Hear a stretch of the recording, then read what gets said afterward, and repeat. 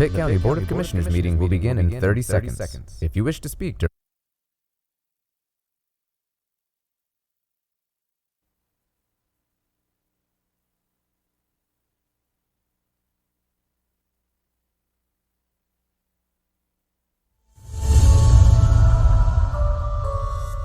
the Pitt County Board of Commissioners meeting will begin in 10 seconds.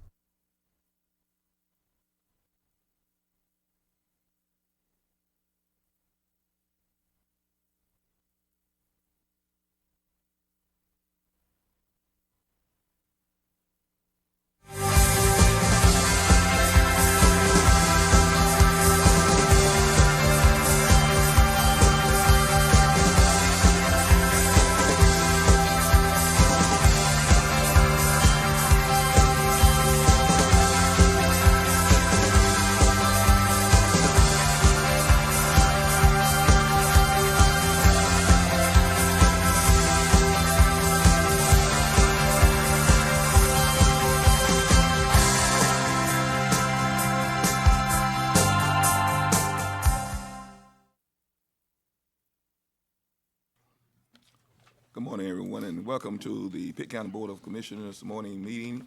Those of you in the audience, welcome, and those of you by way of radio and other social media, welcome. At this time, we should call the meeting to order. Of everybody here. Mr. Chairman, if we can excuse Mike Fitzpatrick, he's out of the country at this time. Okay. Mike Fitzpatrick to be excused. I make a motion to excuse. I second it. Has been moved and properly second that we excuse Mike Fitzpatrick. All in favor, let it be known by your vote. Sorry, let me get you to it. There you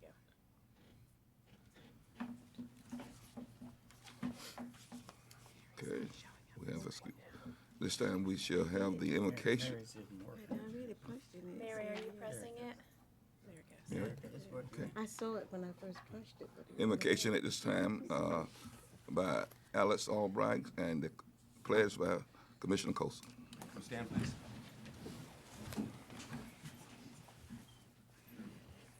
Dear Lord, we thank you for this day and for its many blessings. Be with us now and those we serve and whom we honor for their service on this day.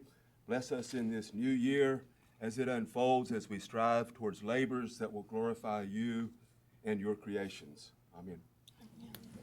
Face the flag, please. I pledge allegiance to the flag of the United States of America and to the republic for which it stands, one nation, under God, indivisible, with liberty and justice for all.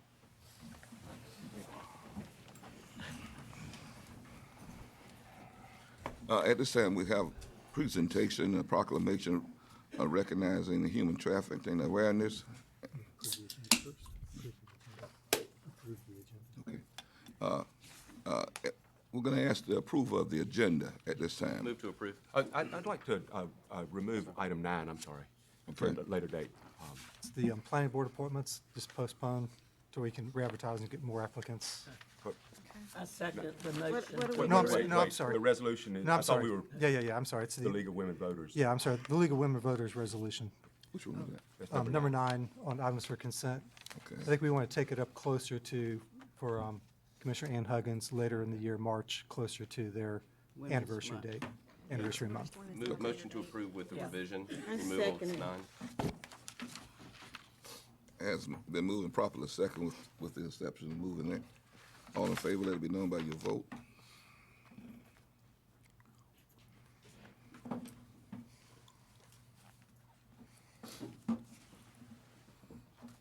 Okay. Could we get a motion now for the proclamation and also the service award recipients? Motion to approve. Second it. And been moved and properly seconded, we approve both. Let it be known by your vote, please.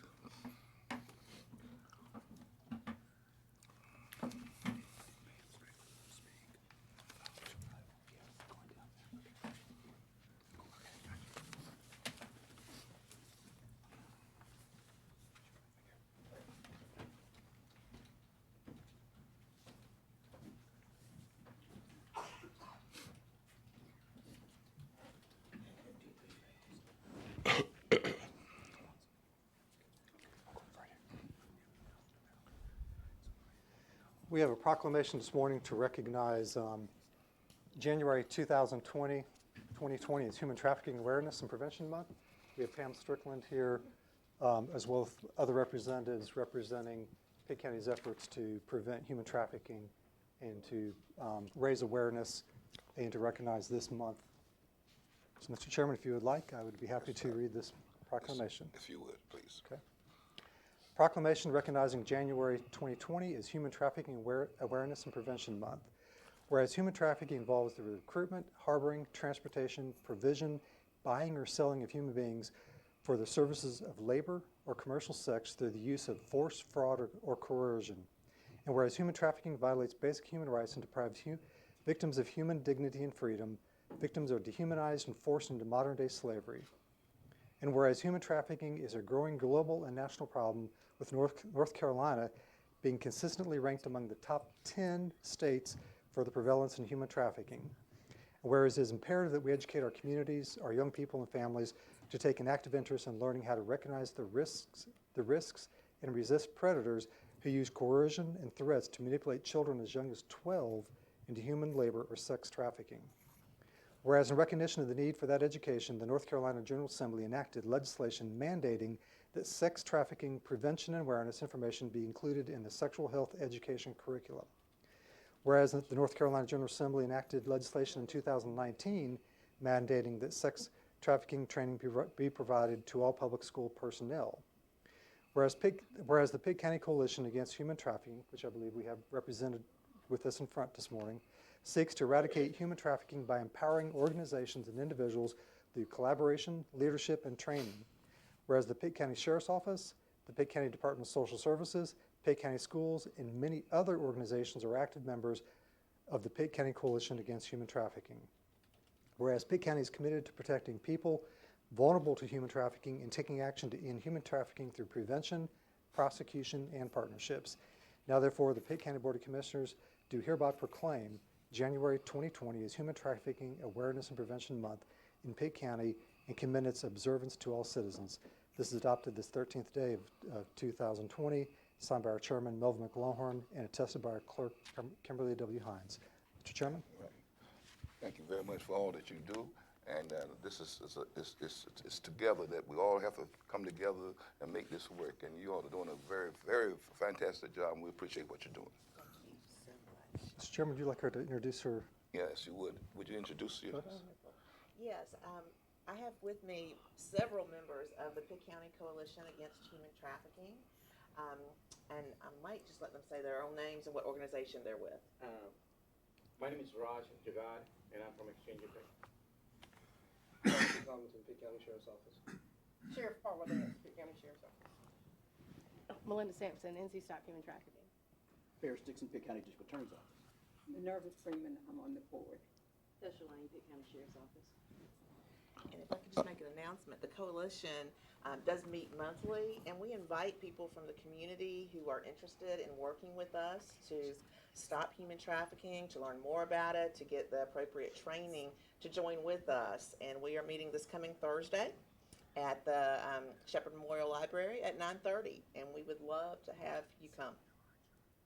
Thank you very much. Appreciate your work you all doing. Thank you very so much. much. Thank you. Thank you. Thank you, Kevin. Yes.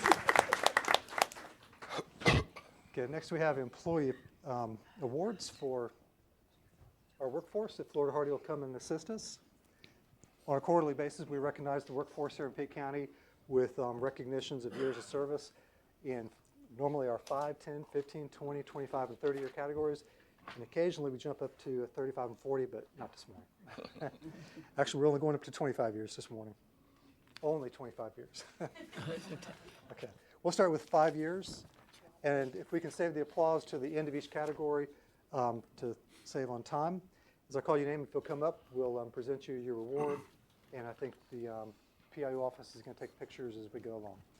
So Brian Bell with Management Information Systems. Congratulations, Brian. Jackie Bunting, Social Services.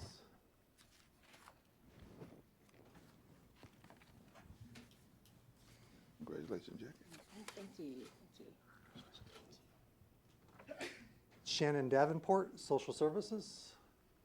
Okay. Congratulations, Shannon. Sonia Evans, Social Services. Tracy Langston, Social Services.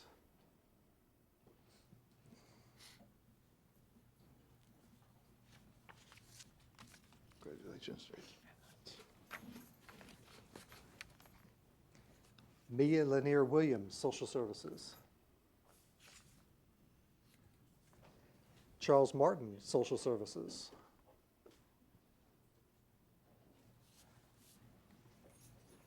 Congratulations, Charles.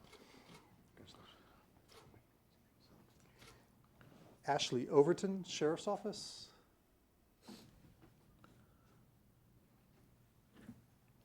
Tori Parker, Social Services, or I'm sorry, Public Health. Janice Purnell, Social Services.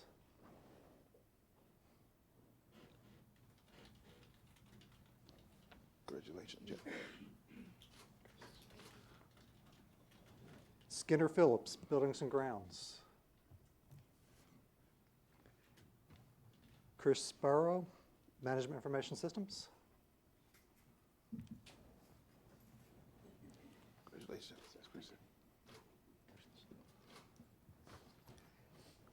Chiquita White, Social Services.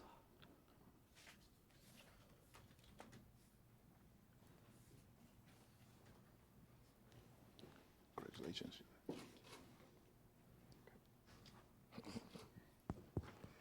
And our last is to Janina Wooten, Social Services.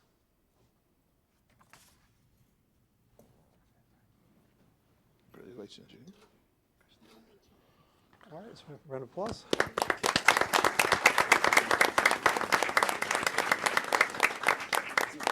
All right, moving to 10 years, we have our first one could not attend this morning. Well, actually, Gwen Burns has retired with Social Services, our former Assistant Director of DSS. So then we have Marie Crockett, Social Services.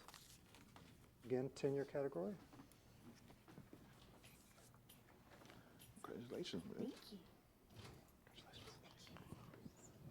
Douglas Johnson, Detention Center. Teresa Johnson, Social Services.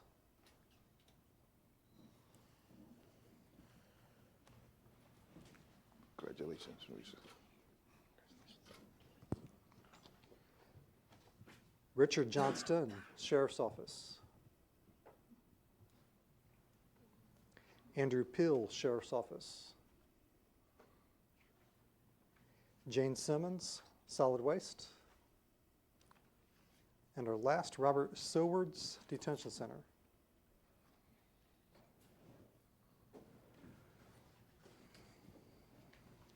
Congratulations, Rob. Yes, sir. All right, round of applause.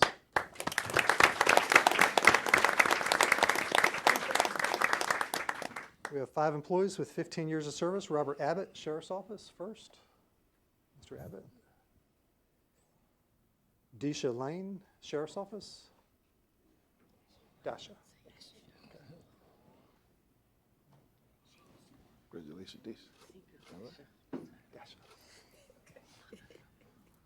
John Patterson, Detention Center. You did pronounce that name right. Herbert Worthington, Solid Waste.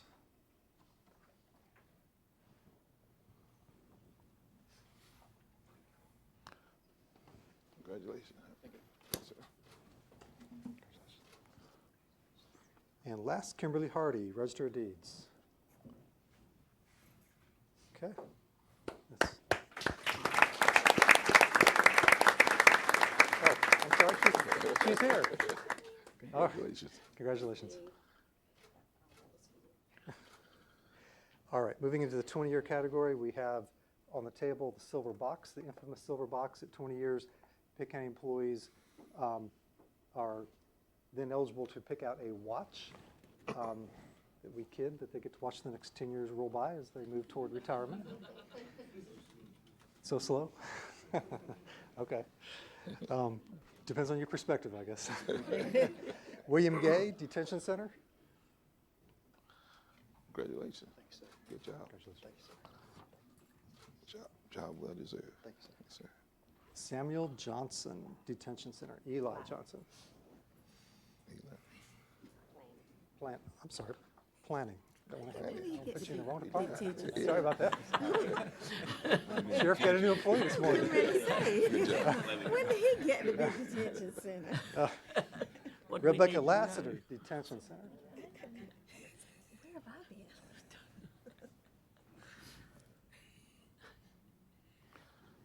Congratulations.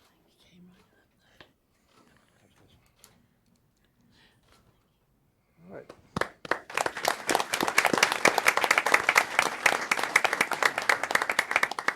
Our last three employees with 25 years of service. First one is Deborah Dunn, Detention Center.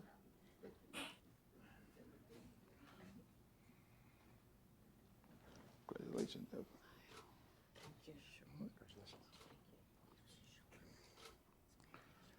Robert Phelps from Environmental Health, otherwise known as Mark. Congratulations. 5 more years. He didn't put him in prayer. Reginald Satterfield, Inspections.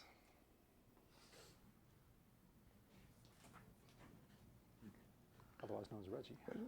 Congratulations. Thank you. That's it.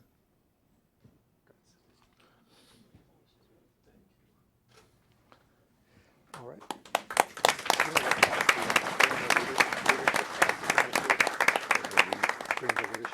Class. Yeah, they're attending. Okay. Before we proceed, I'd like to recognize the Greenville Leadership class that's in here. Greenville, Pitt County Pitt Chamber of County Commerce. Chamber of Commerce. Could you stand? Might be some attendees. Okay. All right. Let's give them a.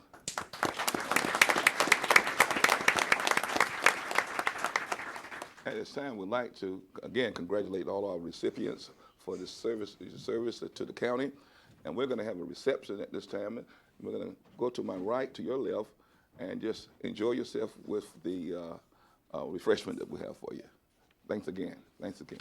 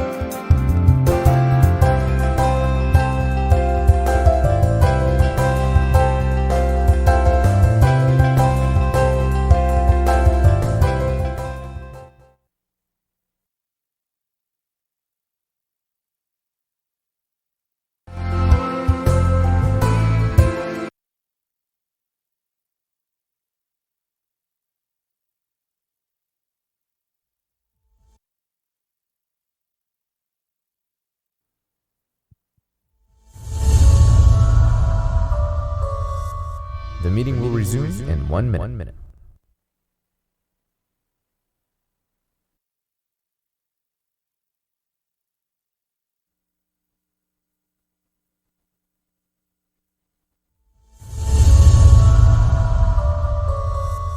The meeting will resume in 1 minute. The meeting will resume in 30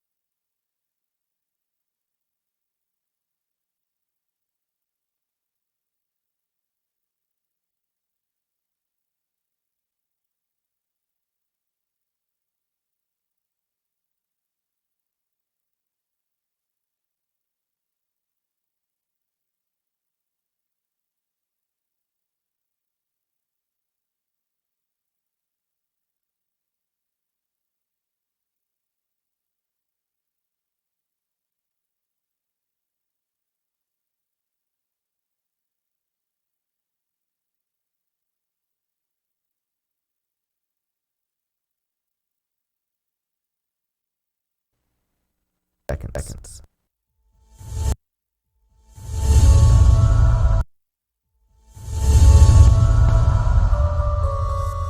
The meeting will resume in 30 seconds.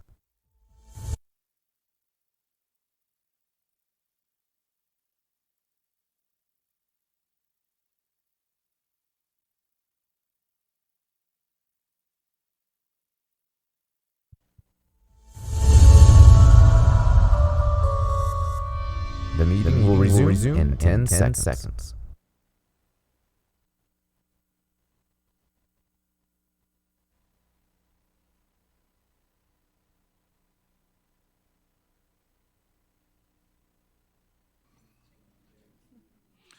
Welcome back. We are now in our program for public address to the board. Scott, do we have anyone to sign up?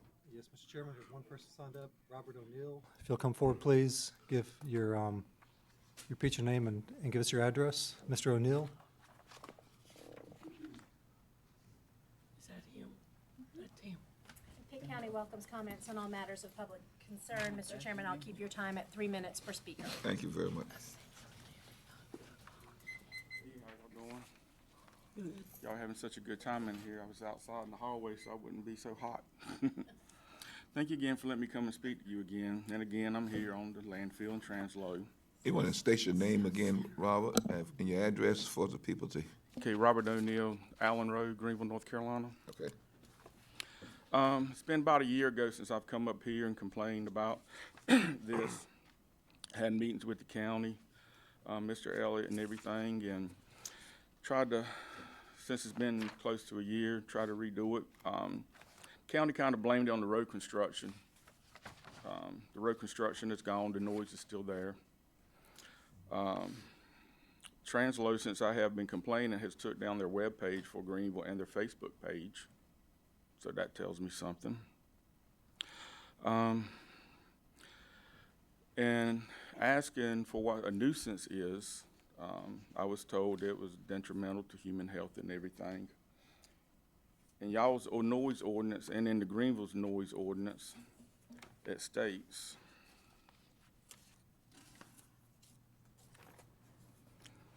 that the operation, maintenance, or the activity, devices, vehicles, machinery, in violation of any provisions or ordinances which causes discomfort, annoyance to reasonable persons of normal sensitivities, which endangers the comfort, response, health, or peace of residents of the county, shall be deemed and is declared to be a public nuisance.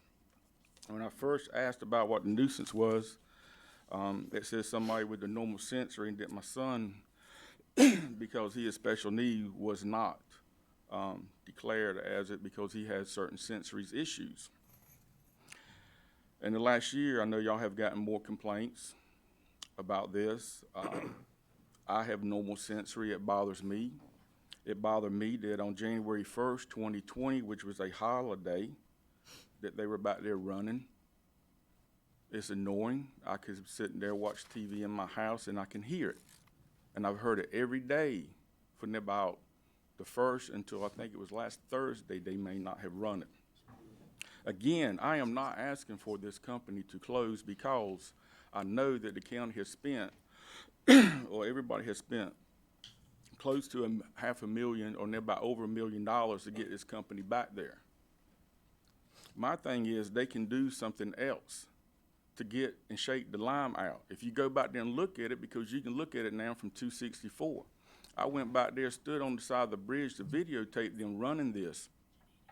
And the machinery is so loud that my phone mutes the noise coming from this machinery. When you look at the machinery, it is a big thing that they use a crane now to drop onto the train to vibrate it to get the lime out.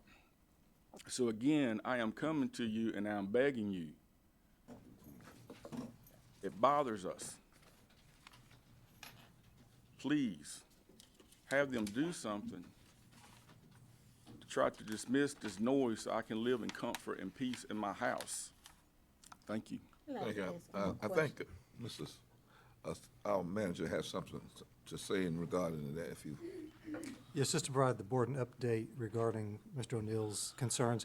John Demery, our solid waste and recycling director, myself, has met with Transload a number of months ago, and Transload had talked about voluntarily doing some type of planting or screening, maybe to see what they could do to mitigate some of that noise. Actually, I had just asked Mr. Demery, I think it was last week or the week before, as a follow-up to see where we stood on that, and last week he told me he would be setting up a meeting for him and I to meet with Transload again. So we'll see what we can do to further move that through some voluntary efforts on Transload, because there's technically nothing legally that we can have them do at this point in time, but they're willing to do some voluntary things from their last indication. You know, I just disagree with you, no disrespect. You know, when it says in your noise ordinance, the Greenville's noise ordinance says the same thing. And it's like I said, you know, I don't want them to go nowhere. I know the county makes money off of it, and it helps everybody in the county when the county makes money. I'm sorry, I got a cough. I had swallowed a piece of candy wrong. But, you know, the people that lives in the area is very ignoring. You know, even in the summertime, I can hear it, but this time of the year, it's just extremely bad. Thank you. I want to ask him a question. Go ahead. Yes, ma'am. Mr. O'Neill, you've been here several times with the same issue. I'm just curious as to, even though it's quite a distance from where I am, live where I live, what do you feel, or what do you think is a proper resolution for this problem? Well, I'm not an expert, you know, but in looking up different things, you know, my house is 3/4 of a mile from this operation. And when I can sit in my house, watch TV at a normal sound and hear it in my house, there's got to be another device besides something that looks like it's half as big as a train rail car that they put on top of these rail cars to shake them. You know, I've looked up to where farmers use a magnetic thing that goes on the side of it that uses low sound vibrations without any noise that shakes the rail cars or shakes the bins and stuff. Lime might be different from the bins, but I know farmers use lime in their vehicles too that they shake to get all of it out. I mean, it just looks like to me something could be done to quiet it. I was just wondering, because I'm familiar with children with certain kind of disabilities. Thank you. You're welcome. Mr. Chairman, that's all we have on the items on the public addresses, unless there's somebody else in the audience who'd like to come forward. Anyone else in the audience would like to come forward? I hear none. We shall proceed. Item for the report, we're gonna have Michael Taylor, if he would come. And this is the department spotlight. Good morning. Morning. I'll try to give an overview this morning and try not to make your eyes go crossed and try to stay away from something that's overly technical. Thank you for the opportunity to share a little bit about what we do and how we work with other departments in providing the services to our citizens. I've left with you during the break our technology strategic plan that we put together in 2018. We're about halfway through this. There's some additional information on our goals, objectives, department strategy, some pictures there of our department, because obviously any one person cannot do what we do. So you can take that with you. But with that, let's see if I can work the technology here. I want to share with you what our vision and mission is.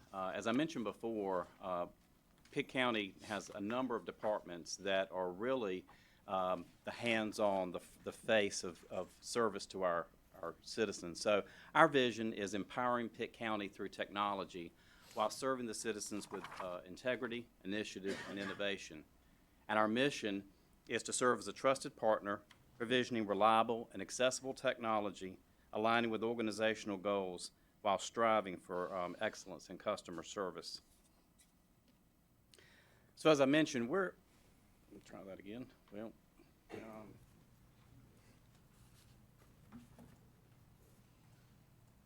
we're an internal service department. While we interact somewhat with the public, we primarily provide services with our departments. So we're responsible for coordinating the information, data, integrity for all departments of Pitt County government. And here are some of the broad areas that we provide services in. Of course, we have our data centers, which we have a primary in this facility, and then we have a redundant for business continuity and disaster recovery. We run a technical support for our departments, providing assistance, and that might come through a help desk ticket call. I think I've even seen some of your faces in our department with assistance in doing our mobile data management on your cell phones. We run the communications network. This has really become the heart of what we do for all departments. The computer network among our facilities and back out through the internet is our connectivity to the world and how our departments provide service. So that's not only data, your typical computers that you see people keying information in, but also voice now. We do computer application development and support. Some of the applications we develop in-house, and some we provision through third parties. One of the ones you'll hear later, that's a third-party application that Emergency Management and 911 identified as a solution for their needs. We also provide integration of systems at the local and state level. As you know, many of the services that we provide are mandated by the state, and so we have to comply with their rules and regulations, be that elections, public health, social services, even the sheriff's office through their DCI and compliance there. We help to define strategic direction for our departments, and we try to align those business goals and so we can work together efficiently and cooperatively. We oversee the technology purchases and technical services to ensure compliance and compatibility. And so again, we establish those relationships not only with those business partners, but other constituents here locally and at the state level. We provision our service through service areas. And so our first service area is our administrative services. Many of you, if you call MIS or submit a request or have a need, this is the first area that you're going to come in contact with. So they coordinate all our service requests. They provide Tier 1 support and system status. As I mentioned before, we administer our mobile devices. We coordinate all cell phone plans, excluding the sheriff's office, to try to pool that and have economies of scale. They also facilitate training, and one of those that have become important today is cybersecurity training. So there's consistent training and remediation for those individuals to try to inform our workforce what to be looking for, try to minimize a security breach event. And then we administer all our phone systems. Historically, because we were in geographical different locations, we had disparate phone systems. We've been on our current system now for about 20 years, and it allowed us to gain some huge economies of scale, and so we administer that at one cost, and it has reaped significant savings in the hundreds of thousands of dollars annually. One of the areas, auxiliary services that are under administrative services, is imaging services. This used to be our, quote, print shop, and as our needs have changed, we've tried to repurpose that function through imaging services. So obviously there are some printed materials that we provide, one of those being, example, the technology plan that you have in front of you. We also do other copying and services for departments, and that's done, again, for all county services. The other thing that we do is we consolidate all our copiers, so it's a cost per copy contract. So rather than have departments go individually talk to different providers, we have a master agreement, and so that allows us to enjoy that pooled volume. And so when one department, if they have an overage on their copy for a month, they're not absorbing that liability because typically another department's not going to have that overage. So that has worked very well, and that's been going for a number of years. And so that's now managed out of that area. They create our employee badges as well, and they also maintain our GovDeal surplus. So as we upgrade computers and equipment, we will put those on GovDeals so the county can realize some profit from those as they are no longer needed. Mail services. We provision the U.S. Postal Mail processing for Pitt County, as well as the Board of Education offices that are located in this building. That's pickup, delivery, processing, postage metering, and interoffice mail. Enterprise applications, they're our primary function that work with departments. So when a department has a need, they've been made aware of something maybe that another jurisdiction is doing, maybe something that a business partner has shared with them, and so we try to work with them in defining those requirements and implementing those applications. Again, that could be developed, that could be third-party software, and we manage the databases and support there out of this area. Our infrastructure group, again, this is kind of like the heartbeat, the engine of the vehicle, if you will. This is where our county network servers, our data, storage, connectivity back to the to internet, and so they manage all that. They manage the security for individuals, whether you're an employee. I know a number of you have email accounts, so they would have been the ones to set up that email. They provision that as well. Operations, that is our facilities.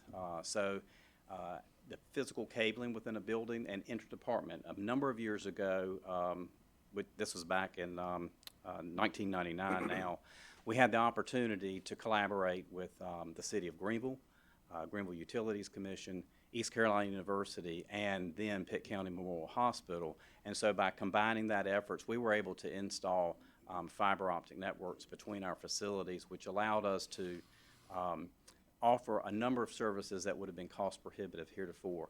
It actually came into play when we stood up the backup 911 center because we had that fiber infrastructure in place, and we were able to put the communications to support that facility. They also provision our data backup, storage, and retrieval, which is important for our business continuity and disaster recovery. They provision our Wi-Fi solution as well as our printing and audio visuals. Workstation support, they're the ones that typically will interact with your office environment, PCs, laptops, installing those peripherals to support operations. They also order and install desktop software, and we maintain all hardware and software inventory for the county to make sure we're compliant with licensing and that we can know exactly where equipment is purchased for the purpose, where it's assigned, and any actions that were taken on that equipment over time. And our last service area is our geographical information systems. They work to support the core GIS. Obviously, departments have their own teams, such as tax, that maintain the very critical parcel layer. That's where everything starts for a number of our businesses, our departments, excuse me. And then, obviously, planning maintains zoning and other layers such as that. So we just provide the base infrastructure. They're the experts at maintaining their data and their layers. Just to give you a very high level, quantity-wise for last fiscal year, this is just a snapshot of some metrics. As you can see here, courier mail, 122,000. Pieces of metered mail, 300,804. Now that's actually just what we run through a postage meter, but there's much more. So you see now when you get your tax bill and things, those are outsourced to third parties. It's more economical than us trying to manually do that. But this is on behalf of the Board of Education and Pitt County departments. Print and scan images, 784,000. Our department processed 13,600 requests last year. Maintain 5,975 devices, and unduplicated storage is 73 terabytes, and we manage 158 servers. The big area right now is security. I'm sure you've seen in the news a number of, especially local government, is being targeted nationally, and this is large amounts of money, whether you pay the ransom, which is typically can be several hundred thousands of dollars, or whether you choose not to pay the ransom, but you have to remediate the situation. That still gets into hundreds of thousands, sometimes millions of dollars to redo that. So that's been our focus over the last few years, and that is very challenging because it also makes it difficult to for us to help provide the needs of our departments, because many times security becomes that little bit of a speed bump or road bump that we have to stop and make sure that we're provisioning correctly to minimize our risk. So with that, that's an overview. I'll be glad to answer any questions you might have. Thank you, Mike, for your very fine presentation. On the security issue, are you what measures are we taking to be proactive in this area in preventing? Well, we've taken the reasonable things. We've actually partnered with third party. We have managed security services now because obviously security is something that happens 24 hours a day, 7 days a week. I mentioned the cybersecurity training and awareness to try to educate our workforce, because that's typically the weakest link in any organization is your human factor. Other than that, we've taken the typical security measures, but as I met with the manager last year after a security breach, I never would stand up here and say that we are immune. That would, in my opinion, be foolish and unwise to say so. What we do is we take reasonable measures within fiscal amounts that we have to operate with. Questions, comments from anyone? I'd like to ask you, recently in that is your system a part of the one that operates out of the Board of Elections? Because there was some concern as it relates to why this young man was not properly located for his district that he ran in. So since this is information and you have to map and be a part of, I'm just curious as to, is this going to help that problem? So a couple of things there. One, the state provisions a SEIMS, S-E, State Election Information Management System. And we support the provision of that service to them. They have individuals that actually geographically locate people into their precincts. That gets back to they have individuals that maintain that information. That is a human person that's entering that data. If they make a mistake, then yes, it can have an issue. When we did have an issue with a winnable election, I think it was almost 2 years ago now, the manager and I met with elections, and our GIS area worked to develop an algorithm that would help catch and mitigate, and that's actually what brought to the forefront the individual in the Greenville City Council case contest that was put in the wrong area. So those are some of the things that we've done to help mitigate human mistake, because there will always be human mistake. My concern also is that rather than to deter people from voting for having to drive, when you are at a precinct and you can look and see the precinct, but you have to drive 8 or 9 miles away, is a deterrent for the potential voter. Because if you happen to miss the early voting time, I'm not forgetting that we have early voting, but if you happen to miss it and you have to go to your precinct and you can walk across the street to a precinct, but yet you have to drive 8 miles, that's a personal concern, because we have a lot of people who are economically deprived and don't have the resources, and they need to be able to vote when they want to. And so I wanted to bring that out right now as it relates to the GIS system that you are speaking about. So the Board of Elections, the local Board of Elections, they're the ones that meet and establish the polling precincts and the hours. From that perspective, we do not interact on Election Day, other than to support if they have any equipment issues or if they need connectivity back for phones and things like that. I was talking about distance as it relates to GIS. I didn't want to think Right. that I was taking you off of what you're presenting, but the distance from the pole to, you can walk across the street to one, that was my concern. How do they get placed 8 miles away when they can drive a half a minute and be there? Yeah, you know. I understand that. Those are established by the Board of, I mean, they could create 100 voting precincts if they choose, and if this board could fund it. Thank you again, Mike. Any other questions or comments? Again, thank you, and thank your staff for the job that they're doing. Thank you. Thank you. We now have our tax collection report. Mr. Kroon.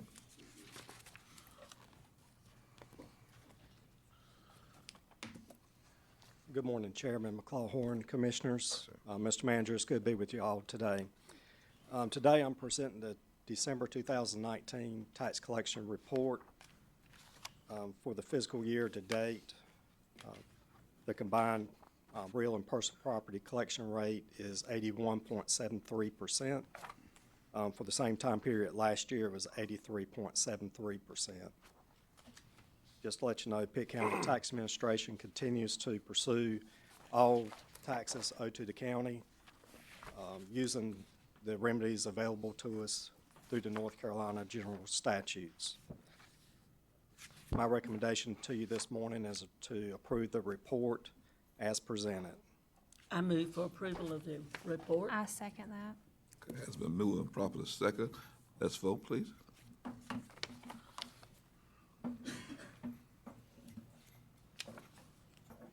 Okay, it's passed. Thank you very much. Thank you. We now have the AVL launch, automated vehicle location by Randy Gentry, if he will come forth.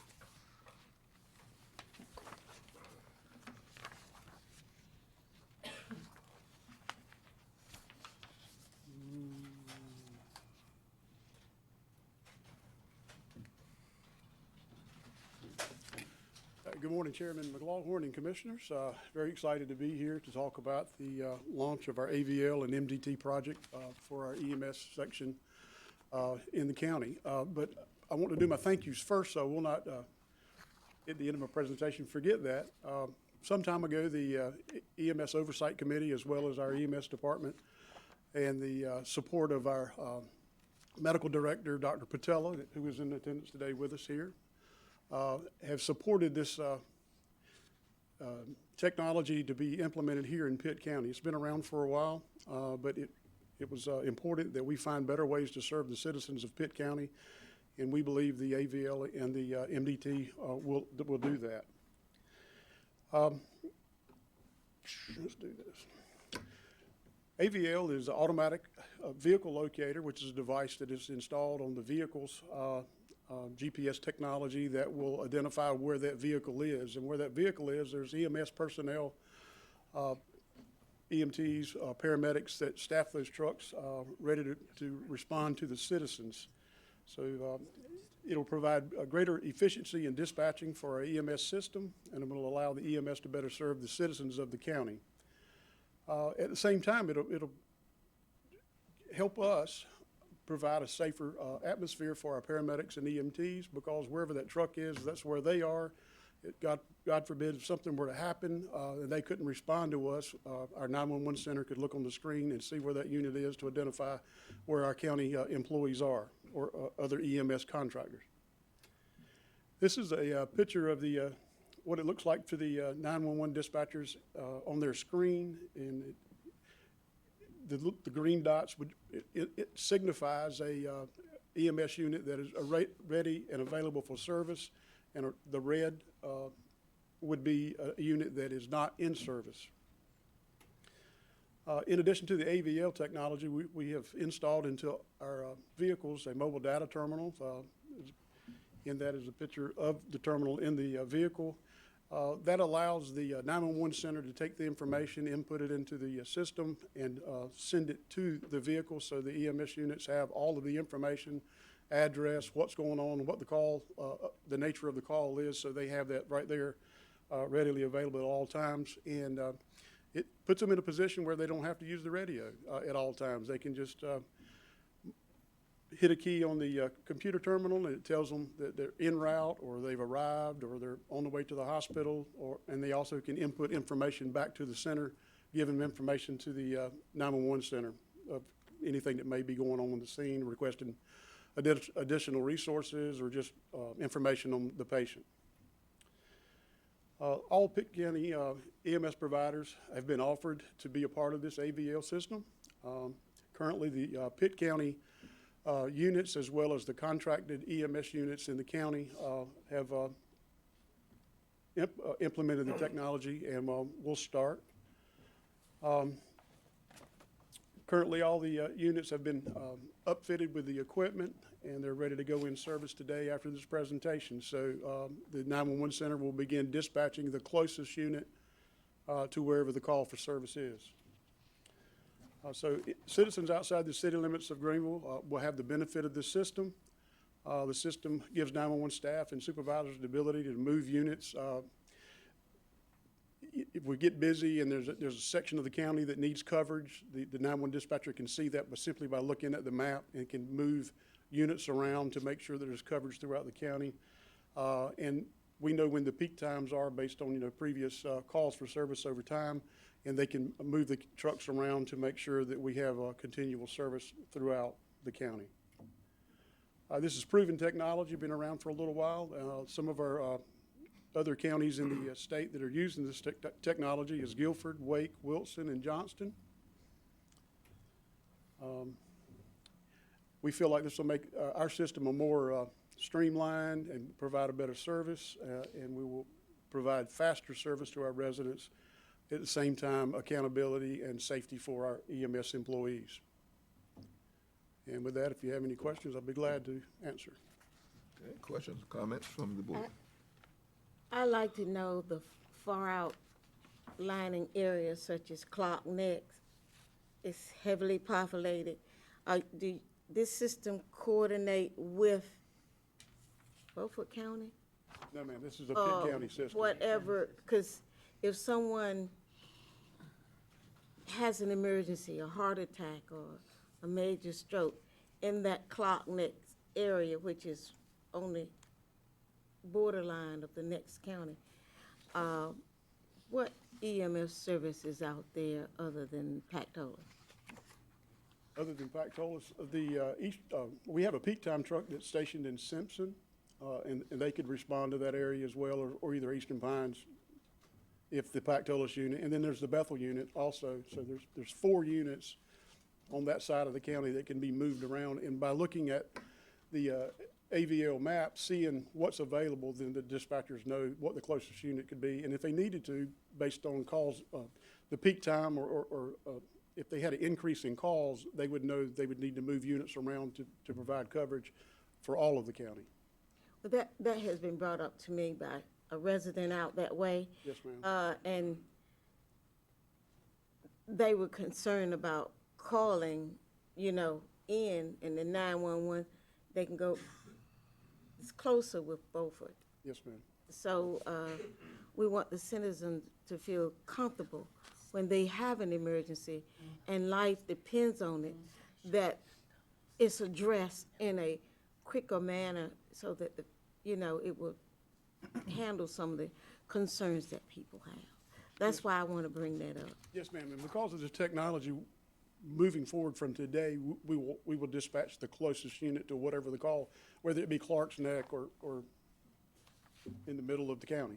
The closest unit will be dispatched. I don't see a truck at Clark's Neck. So I was asking because when I ride at Clark's Neck, I don't see a truck out there. So yes, ma'am. I don't know, and that's why I'm asking, because I do be looking when I'm riding and looking.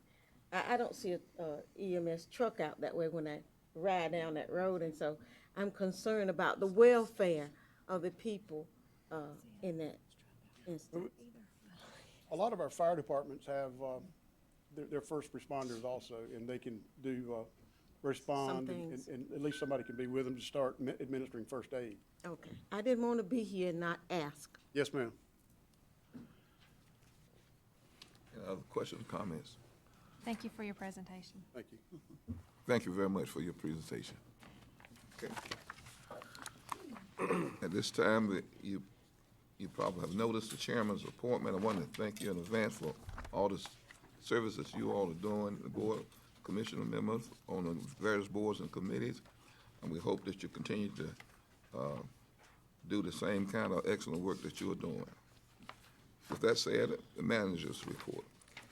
Thank you, Mr. Chairman. We have several things in my report. Your next meeting dates, month of February, will be a regular meeting month, first and third Monday of the month, on February 3rd and 17th, 9 a.m. and 6 p.m. respectively. Wanted to remind the board as well, on the 27th of this month of January, we do have your annual capital planning workshop, which is a precursor to the budget that will be developed and presented in May in your budget workshops. That'll be in the EOC beginning at 8 a.m. On item C, the Woodmore Farm Street Improvement Project, as you recall, this is an assessment project where 75% of the property owners within Woodmore Farms petitioned the Board of County Commissioners asking to have their streets improved and paved. This project is now complete. All the paving is complete. The North Carolina Department of Transportation NCDOT Board has voted to accept these streets under their state maintenance. That is concluded. We're waiting for them to meet once again to approve the minutes that show where they did this, and then we can begin what is called the assessment process, where we will go through a series of hearings and whatnot to legally put into place the structure for these folks to be assessed over a 10-year period for these improvements. And then that would begin with the July 2020 tax bills going out, but we'll have more on that coming forth in the next couple of months. Item D, my joint meeting update, where it says Board of County Commissioners, Industrial Development Commission. Wanted to read a report as to where we stand on that. On January 6th of this month, a follow-up meeting was held to continue the dialogue between the chairs and the vice chairs of the Development Commission and the Board of County Commissioners, along with other county staff, to discuss possible ways the Development Commission can collaborate or partner with the newly formed Greenville Eastern North Carolina Alliance. Proposed MOU language, Memorandum of Understanding language, is currently being sought from the Alliance that will be reviewed for consideration. Consideration of an MOU will be consistent with the direction of the Board of Commissioners concerning the independence, governance, and funding of the IDC, or the Development Commission. Until this has been vetted, it is my recommendation to the Board to further postpone setting a date for the joint meeting at this time. Also wanted to note that the Development Commission will be meeting for the first time this year on the 23rd of this month, Thursday the 23rd. They will have election of officers at that meeting. They will also have 2 new board members joining the Development Commission, and it's possible that even they could may take up this topic. That's all I have. Okay, very good. Now moving down to the items for consent. We have a motion to approve that. I second it. Moving properly second, if you would, vote.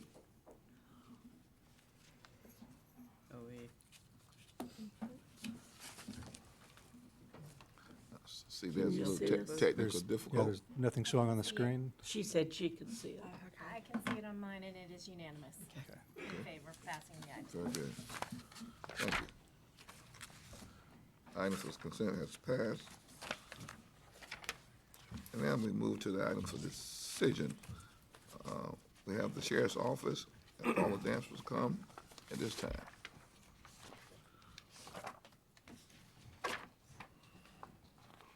Morning. Good morning. I am just before you today in reference to trying to make a change on the grant that we had applied for that you all have previously accepted. This change would be that the original grant had asked for contractual funds, or some of the funds to be used in a contractual way to pay for a part-time social worker and a part-time parenting life skills instructor. We are going to be submitting a grant adjustment notice to the Bureau of Justice Assistance to move those funds allotted for the 2 part-time contractual positions to budget instead for a full-time social worker on staff with benefits. This change does not, or this request does not change the scope of the project approved by the grant, and it does not change the amount of the funds awarded. Therefore, excuse me, it will be an allowable adjustment request. As soon as, excuse me, I have a cold. As soon as the position and pay grade is approved by the county, we will submit the grant adjustment to the BJA. Okay. Thank you. Questions, comments from the board? We need a motion? Yes, ma'am. Yes, ma'am. Okay, I'd like to make a motion to concur with the staff recommendation. Second. Second that.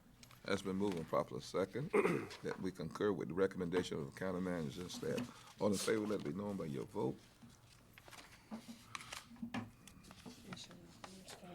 Shows up on my screen as unanimous. Okay, very good. Now we have the Town of Bethel funding request. Scott, if you would. Yes, sir. The town of Bethel has made a funding request to the county for their senior center.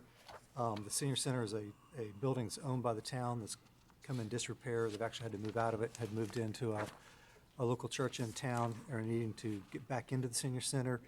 They're asking the county's consideration for a $15,000 grant per se to help them make repairs to the facility so they can get the seniors back in it.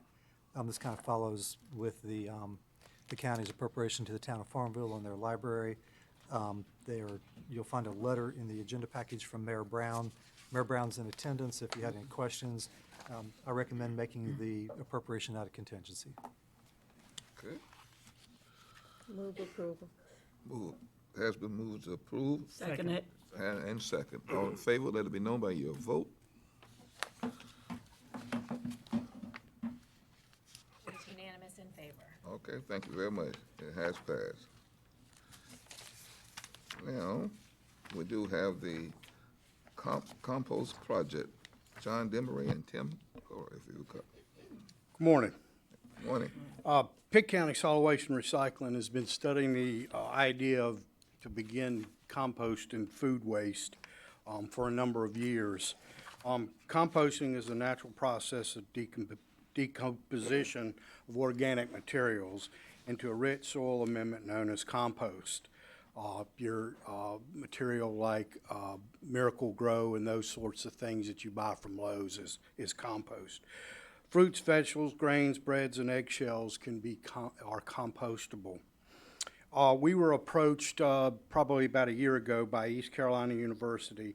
They have been wanting to compost their pre-consumer food waste into compost.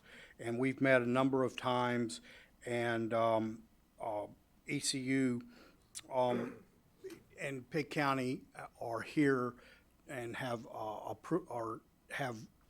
developed a memorandum of understanding to go together to compost their food waste.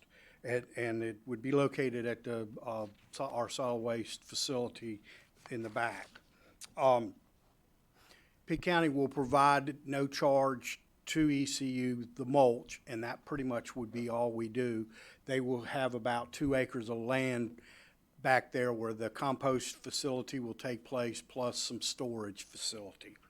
They're going to operate a Type 1 small composting facility at first. They would have to meet certain requirements so that we don't have to go through the permitting process. Also, Pitt County will be charging ECU for the food waste when it comes in. So we're not going to be losing any money. We'll charge it at the current commercial rate. If this project goes forward and is what we think it will be, it'll be a next step in recycling at our facility that will enhance us and be able to reduce more waste going to the landfill. We eventually would like to, go after the hospital, maybe the schools, and some other places and get their food waste. We want to start out small, see if it works, and then move forward. So we're here to ask for permission for the county manager to sign the memorandum of understanding. There has been a change in that memorandum since y'all got a copy, and the changes have to do with adding 3 paragraphs that basically relate to language in the identification paragraph and require ECU to designate a personal responsibility to ensure that they follow the regulatory compliance. And I'll be glad to answer any questions. Thank you very much. What's the pleasure of the board? Are there any comments or questions? Who's transporting the food? I was trying to find that in the. It's in here, and I apologize. ECU will be transporting the food. They'll bring it to us, or they'll bring it to the transfer station. They're going to operate it. All we're going to provide is the mulch to mix in with it. We mix the mulch in with the food waste, then they windrow it. Okay. And then they'll have to, then they'll go through the procedures of keeping track. They have to monitor it, the moisture content and also the temperature. Composting has to reach a temperature for a certain period of time for it to be considered compost. Thank you, because I was concerned about cost of gas in the transport. There's no cost that we will incur other than providing mulch to them. Okay, Scott. I just had a comment. This occasioned me to ask about rankings, and I want to brag on the county a little bit. And it turns out that we're 5th in the state in common household recyclables, 186 pounds per person, and we're 3rd in the state in total public recycling per capita recovery. I appreciate the work that you've done, and this is a great new step and a way to move us even farther ahead. Thank you.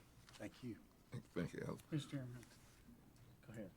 Oh, any noise associated with this? No, sir. And I would like to make a statement based on a comment that was made earlier. I don't think a solution of putting up a buffer, letting it grow into place is a solution. That will take how many years?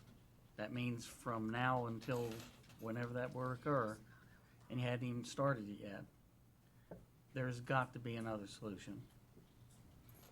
I'm spoke with Transload this morning, so we are going to meet this week. I will ask again if there are other solutions. in the equipment that they use. Thank you. Yes, sir. Yeah, I just wanted to add to John's comments. John has talked about food composting for a while now, for even before ECU approached us. So this is kind of a pilot project, I guess, both for John's operation, and just wanted to note that ECU had received a grant to plan for, it was a federal grant, right? I'm not sure, but I do have representatives. John Cinemaya is here, and he could answer that. It was a grant, and there's a intention of this actually being a private enterprise, depending upon how successful this food composting is. Not that we would necessarily have a private enterprise at the transfer station, but it might be launched somewhere else in the county where they do food composting. We may do it at the same time. I don't know. I think it's the first step we need to take, and it's, I think it'll be very good learning experience for all of us. Correct. So if the board is in agreement. Mr. Chairman, I'd like to offer a motion that we approve this experiment. That's what I'm calling it, experiment, because we need to find something to do with the waste. Okay. Has there been a second? Second. Has been approved, and second, moving second that we approve the MOU.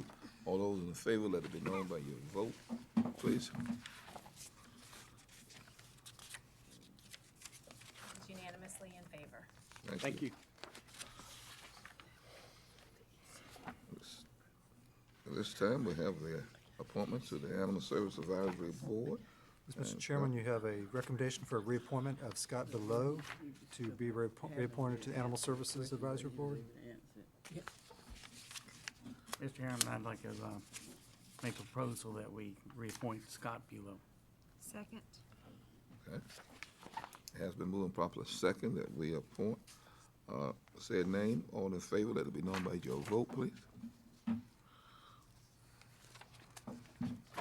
Unanimously in favor. Great, thank you.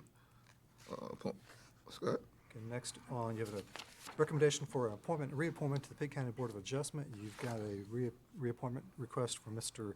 David Davenport, and then you have a appointment request of Johnny Penner to the alternate seat, who's taking the seat vacated by Donald Rhodes, who's now serving on the Development Commission.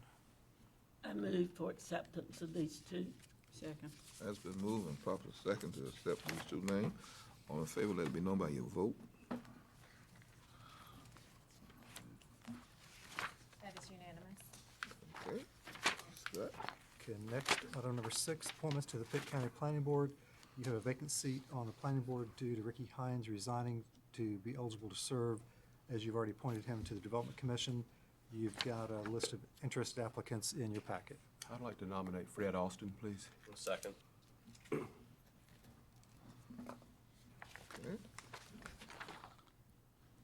All in favor of the nomination? Let it be known by your vote, please.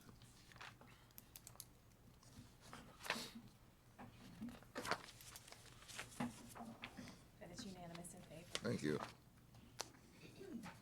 Reappointment, Scott? Yes, and your last set of appointments, or actually reappointments, is to the JCPC, which is your Juvenile Crime Prevention Council. You'll see those outlined on page 73. The far majority of those are people who have designated seats. There is a request, there's several of them who are not eligible per your appointment policy, unless you make an exception. That would be Jan Elliott, Keith Letchworth, and Marisa Price. It's recommended due to their attributes to reappoint them to the JCPC. I make a motion that we approve these reappointments and the reappointments of the people who cannot, because this is, sometimes their jobs are specific to this committee. Okay. Second. Second. Has been moved and properly second that we reappoint said members. All in favor, let it be known by your vote, please.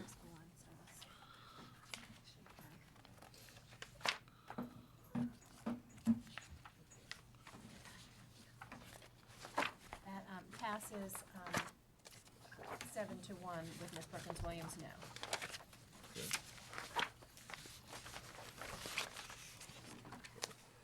Thank you very much. Now we have a closed session. I'm going to ask that our county attorney take us into closed session, please. Yes, Mr. Chairman, it's been suggested that this board go into closed session pursuant to North Carolina General Statute 143-318.11A4 to discuss matters relating to the location or expansion of industries or other businesses in the area served by the public body, and also under 143-318.11A1 to prevent the disclosure of confidential information, if you will so move.